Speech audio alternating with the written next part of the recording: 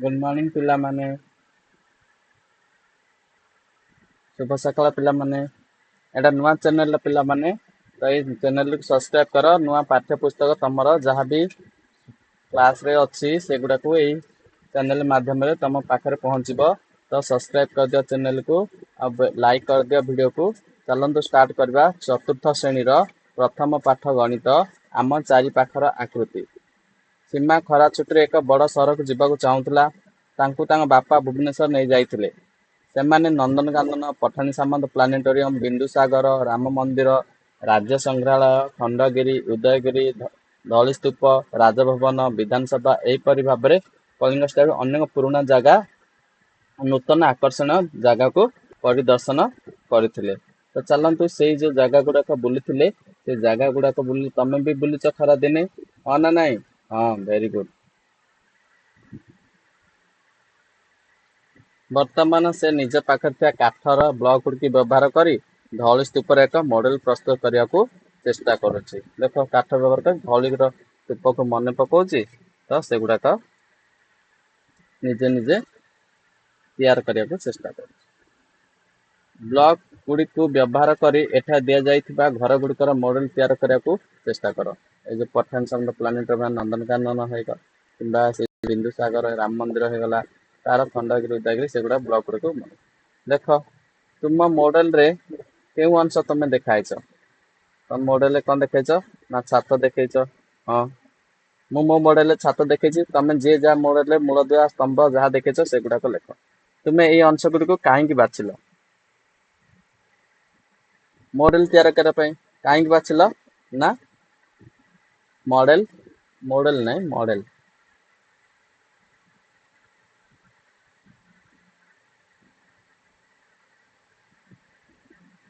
हला मॉडल तैयार करने बाछिल। यही अंश गुड़िकर मॉडल तैयार करने केउ केउ आकृति गुड़ी व्यवहार करिवो ना आयत घन कौन कौन कर मुझे लिखि दौर आयत घन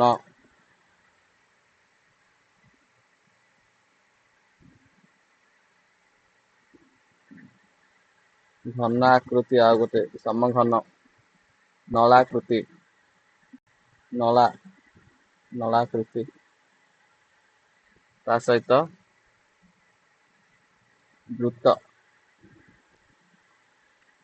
वृत्ताकृति व्यवहार कर पारिबो। तुमर मॉडल प्रकृत घर चित्र सहित समान समान तो ये लिखियो ना मोर चित्र प्रकृत मॉडल सहित कौन परी देखा जाउछि परी समान नहीं बट आ परी देखा जाउछि देखा जाउछि। यह प्रकृत घर ठारे किपरि भिन्न देख तुम जो मॉडल बनईच आ जो घर एक्चुअली मॉडल कौन ना तमर मॉडल टा कौन हम हालुका थिबो घर मॉडल टा एक्चुअली भारी थिबो आ जो तमर मॉडल जो बनईच सेटा कौन थी छोट थिबो बट घर मॉडल टा बड़ थिबो हाँ ना नहीं। नेक्स्ट तुम्हें मध्य खंड गुड़िक कर कौन कर मॉडल तैयार कर पाइबो आ विभिन्न प्रकार मॉडल मध्य देखै पार।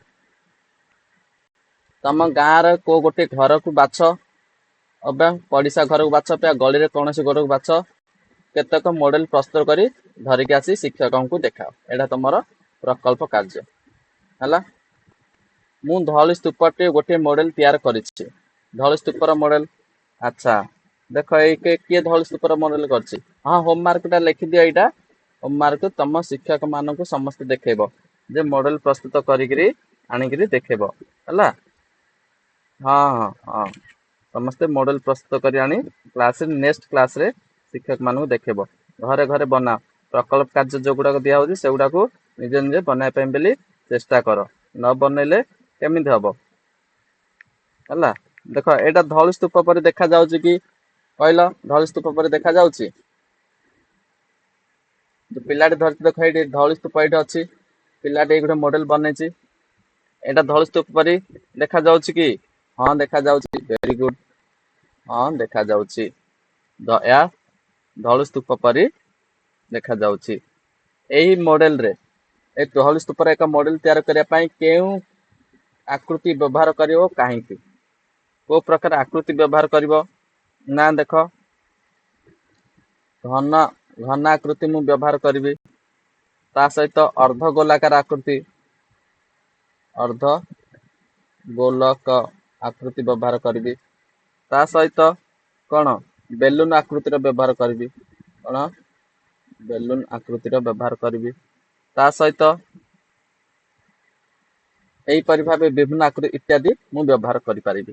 ହେଲା, କାହିଁକି କରିବ ନା ଦ୍ୱାରା ପ୍ରକୃତ ବସ୍ତୁ ପରି ଏଇ ସବୁ ଆକୃତି ବ୍ୟବହାର କଲେ ପ୍ରକୃତ ବସ୍ତୁ ପରି এই ମଡେଲଟି ତିଆର ହୋଇପାରିବ। ତୁମେ ଏପରି କେତୋଟି ଆକୃତି ବ୍ୟବହାର କରିବ? ମୁଁ ଏପରି 4ଟି ଆକୃତି ବ୍ୟବହାର କରିବି। କେତୋଟି ଆକୃତି ବ୍ୟବହାର କରିବ? ନା 4ଟି ଆକୃତି। ଆଉ ଗୋଟେ ଘନାଭ, ଆଉ ଯୋଉ ସମଘନ ହେଇଗଲା, ଏଇଟା ହଉଛି କଣ ସମଘନ, ଆଉ ଗୋଟେ ଆୟତ ଘନ। 4ଟି ବ୍ୟବହାର କରିବ। ଦେଖ, ଧଉଳି ବିଷୟରେ କିଛି ତଥ୍ୟ ଦେଇଛି। ଧଉଳି ସ୍ତୂପ ଏକ ପ୍ରସିଦ୍ଧ ଐତିହାସିକ ସ୍ଥଳ। ଏଥିରେ ପଥରରେ ସିଡି ତିଆରି ହୋଇଅଛି।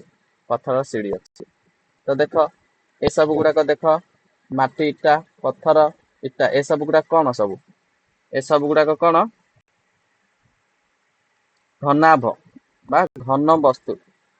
ଘନାଭ ବା ଘନ ବସ୍ତୁ, ଏସବୁ ଗୁଡାକ କଣ ନା ଘନ ବସ୍ତୁ।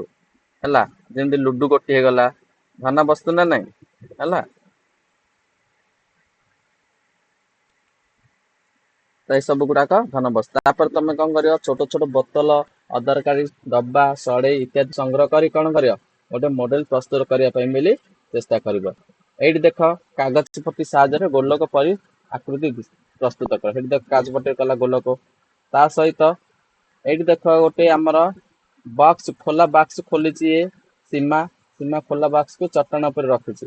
ଚଟାଣ ଉପରେ ରଖିଲେ ଆକୁ ଭାଙ୍ଗି ତା ରେଖା ଗୁଡାକୁ ଯୋଡିଲେ, ଏଇ ଯୋଉ ରେଖା ଗୁଡାକୁ ଯୋଡିଲେ ଫୋଲ୍ଡ କଲେ, ରେଖାର ଯୋଉ ଡଟେଡ ଲାଇନ ଫୋଲ୍ଡ କଲେ ପୁଣି ଥରେ ବକ୍ସ ଟି ଫେରି ପାଇବ। ତ ମୁଁ ତାକୁ ଦେଖ, ତମକୁ ଏଇଟା 3D ମାଧ୍ୟମରେ ତମକୁ ଦେଖେଇ ଦଉଛି। ହେଲା, ଟିକେ ରୁହ, ବକ୍ସରେ ତମକୁ ଦେଖ, ଭିଡିଓ ଟେ ଦେଖ, କ୍ୟୁବ କେମିତି ବନା ହଉଛି।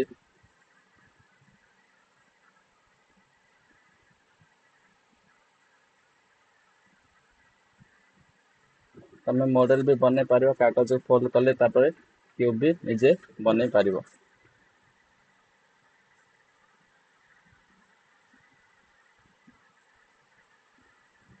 ଦେଖ, କୋ ଫୋଲ୍ଡ ରେ ସିଏ ଫୋଲ୍ଡ ହଉଛି, କ୍ୟୁବ ବନୁଛି।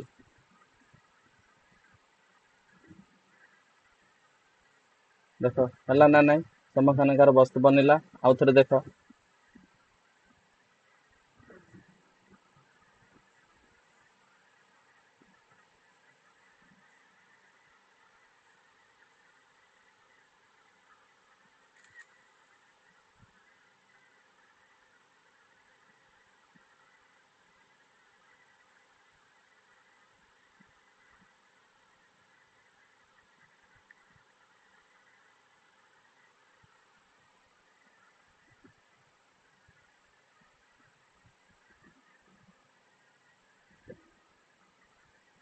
ହେଲା, ତ ଦେଖିଲ ନା କେମିତି ସମାଧାନକାର ବସ୍ତୁ ବନେଇଲେ? ତମେ ବି ମତେ କଣ କରିବ? ସେପରି ମଡେଲ ଗୋଟେ ବନେଇ ପାରିବ। ତାପରେ ଦେଖ, ପ୍ରିଜମ, ତ୍ରିଭୁଜାକାର ପ୍ରିଜମ, ପିରାମିଡ, ତ୍ରିଭୁଜାକାର ପିରାମିଡ ଅଛି। ବର୍ଗାକୃତି ପ୍ରିଜମ ଅଛି। ହେଲା, ଚତୁର୍ଭୁଜାକୃତି ପିରାମିଡ ଅଛି। ପଞ୍ଚଭୁଜାକୃତି ପିରାମିଡ ଅଛି। ଷଡଭୁଜାକୃତି ପ୍ରିଜମ ଅଛି। ହେଲା, ତ ବିଭିନ୍ନ ପ୍ରକାର ପ୍ରିଜମ ଅଛି। ଦେଖ, ତାକୁ ଦେଖ ତମେ। ତାପରେ ମୁଁ ଏଇଟାରେ ବି ତମକୁ ଭିଡିଓ ଦେଖେଇ ଦଉଛି ଯେ ପ୍ରିଜମ କେମିତି ତମେ ଦେଖିପାରିବ।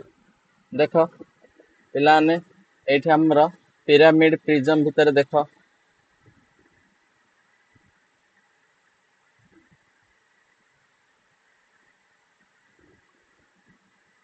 ଏଇଟା ହଉଛି ପ୍ରିଜମ। ଦେଖ, ରୋଟେଟିଂ ହଉଛି, ଦେଖୁ ଯାଉଛ ନା? ପ୍ରିଜମ ଦେଖ, ଦେଖା ଯାଉଛି।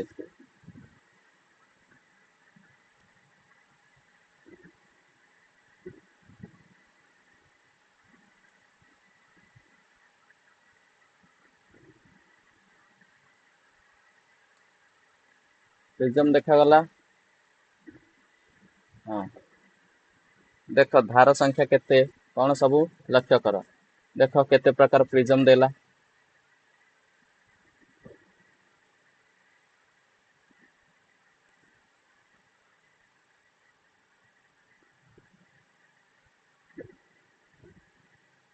ଦେଖାଗଲା ନା ଟ୍ରାଇଙ୍ଗୁଲାର ପ୍ରିଜମ ହେଲା।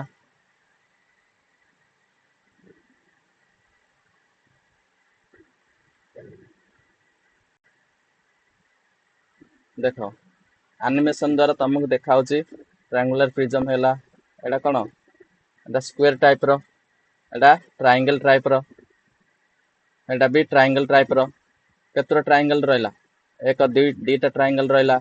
କେତେଟା ସ୍କ୍ୱେର ଟାଇପ ରହିବ? କେତେଟା ଫେସ୍ ରହିଲା? 1 2 3 4 5 5ଟା ନା ନାଇଁ? ଦେଖ ନମ୍ବର ଲେଖା ହେଇଛି। ସ୍କ୍ୱେର ପ୍ରିଜମ ଦେଖ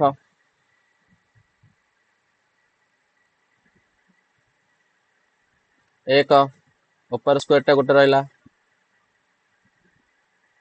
ତଳେ ଗୋଟେ ରହିଲା। ଦେଖ ଏଇଟା କଣ ଆୟତାକାର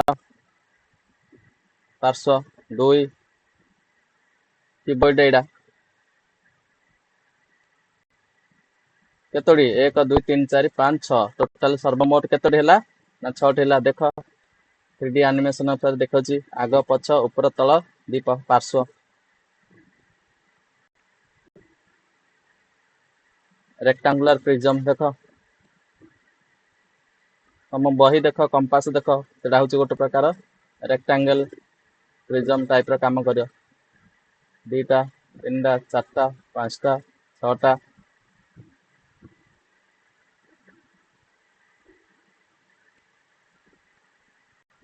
କେତେଟା ହେଲା 1 2 3 4 5 6 6ଟି ପାର୍ଶ୍ୱ ନା ନାଇଁ?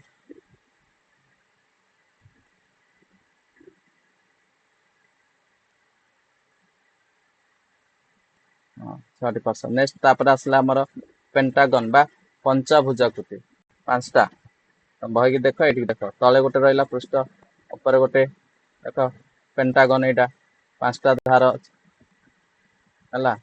ତାପରେ ଏଇଟା ଗୋଟେ ରେକ୍ଟାଙ୍ଗଲ ତଳେ 2ଟା ରହିଲା ପେଣ୍ଟାଗନ 2ଟା ରେକ୍ଟାଙ୍ଗଲ 1 2 3 4 4ଟା ରହିଲା 1 2 3 4 5ଟା। କେତେଟା ହେଲା ଟୋଟାଲି 7ଟା ହେଲା ନା ଫେସ୍? କେତେଟା ଫେସ୍? 7ଟା। ଦେଖ ପେଣ୍ଟାଗନ ପ୍ରିଜମ। ତାପରେ ଆସିଲା ଆମର ପିରାମିଡ ବିଷୟରେ ଦେଖିବା। ଏଟା ପିରାମିଡ ଦେଖ ପିରାମିଡ ବିଷୟରେ ପିରାମିଡ ଦେଖ ଡିଫରେଣ୍ଟ କଲର ଦ୍ୱାରା ତମକୁ ଦେଖାଯାଉଛି ବିଭିନ୍ନ ପାର୍ଶ୍ୱ ଗୁଡାକ ଦେଖାଉଛି। ଏଇଟା ଗୋଟେ ପାର୍ଶ୍ୱ ଏଇଟା ଗୋଟେ ପାର୍ଶ୍ୱ ଦେଖ 1 2 ତଳେ ଗୋଟେ ପାର୍ଶ୍ୱ ଅଛି।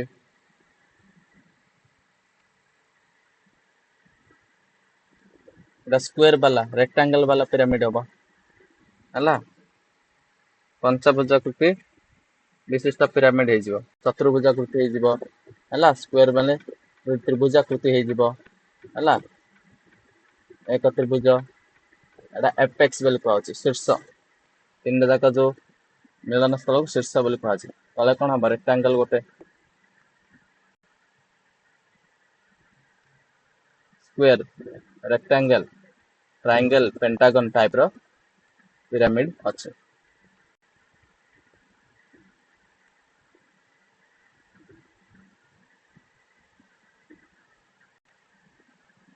ଦେଖିଲ ପିରାମିଡ ଆଉ ପ୍ରିଜମ ଭିତରେ କିଛିଟା ତମେ ସମ୍ୟକ ଧାରଣା ପାଇଥିବା ଭିଡିଓ ମାଧ୍ୟମରେ। ତାପରେ ଦେଖ ଆମର କୋଶ୍ଚିନ୍ ଗୁଡାକ ଆନ୍ସର ଦବ ନା ସମସ୍ତ ପ୍ରିଜମ ରେ କେଉଁ ଆକୃତିର ପୃଷ୍ଠ ସାଧାରଣ ଅଟେ? ପ୍ରିଜମ ରେ କେଉଁ ଆକୃତିର ଅଛି? ଦେଖ ପ୍ରିଜମ ରେ କୋଉ ଆକୃତି ଅଛି ନା ପ୍ରାୟତଃ କଣ ସାଧାରଣ କୋଉ ପୃଷ୍ଠଟା ଅଟେ ନା ଆୟତକାର।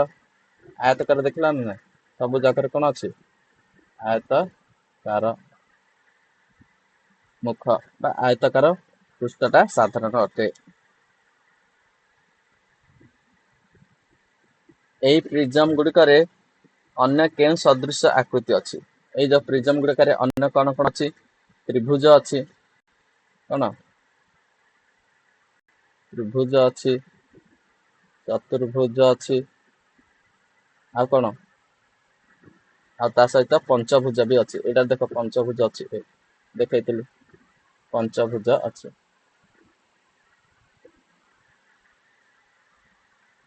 ନେକ୍ସଟ ଦେଖ ପିରାମିଡ କୁ ଦେଖ। ପିରାମିଡ ସମସ୍ତ ପିରାମିଡ କେଉଁ ଆକୃତି ପାର୍ଶ୍ୱ ସାଧାରଣ ଅଟେ? ନା ତ୍ରିଭୁଜାକୃର ପାର୍ଶ୍ୱ। ଦେଖ ଏଇଠି ତ୍ରିଭୁଜାକୃର ଅଛି, ଏଇଠି ସବୁ ଯାକ କଣ ପାର୍ଶ୍ୱ ସମାନ, କଣ ସାଧାରଣ କଣ ତ୍ରିଭୁଜାକାର। ଏହାର ତ୍ରିକୋଣୀୟ ପାର୍ଶ୍ୱ ଗୁଡିକ ଡେଶ ବିନ୍ଦୁରେ ମିଳିଥାଏ। ଏହାର ତ୍ରିକୋଣୀୟ ପାର୍ଶ୍ୱ ଗୋଟିଏ ବିନ୍ଦୁରେ ବା ଶୀର୍ଷ ବିନ୍ଦୁ ଯୋଗ ଗୋଟିଏ ବିନ୍ଦୁରେ ମିଳିତ ହୋଇଥାଏ ହେଲା। ଅନ୍ୟ ଆକୃତିର ପିରାମିଡର ନାମ ଲେଖ। ଯେମିତି ଆମେ ଚତୁର୍ଭୁଜାକୃତି, ତ୍ରିଭୁଜାକୃତି ହେଲା ଚତୁର୍ଭୁଜାକୃତି ପିରାମିଡ, ପଞ୍ଚଭୁଜାକୃତି ପିରାମିଡ। ଲେଖିବ କଣ ଚତୁର୍ଭୁଜାକୃତି ପିରାମିଡ, ପଞ୍ଚଭୁଜା ବିଶିଷ୍ଟ ପିରାମିଡ, ଷଷ୍ଠ ଭୁଜାକୃତି ବିଶିଷ୍ଟ ପିରାମିଡ। ଏହିପରି ଭାବରେ ଲେଖିଦେବ। ଏଠି ଜାଗା ହବନି, ତମେ ଛୋଟ ଛୋଟ କରି ଶୁଣିକି ଲେଖିଦିଅ। ସମଘନକୁ ଗୋଟିଏ ପ୍ରିଜମ କହିବା କି? ସମଘନକୁ ଗୋଟେ ପ୍ରିଜମ କହିବା କି? ନା କହିବା ନାହିଁ। ସମଘନ ଗୋଟେ ପ୍ରିଜମ ନାହିଁ, କାହିଁକିନା ସମସ୍ତ ଘନ ବସ୍ତୁ ପ୍ରିଜମ ନୁହେଁ। ପ୍ରିଜମର ଦୁଇଟି ସମାନ ଓ ସମାନ୍ତରାଳ ଭିତ୍ତି ଥାଏ ଏବଂ ଏହା ପାର୍ଶ୍ୱ ଗୁଡିକ ଆୟତାକାର ହୁଏ।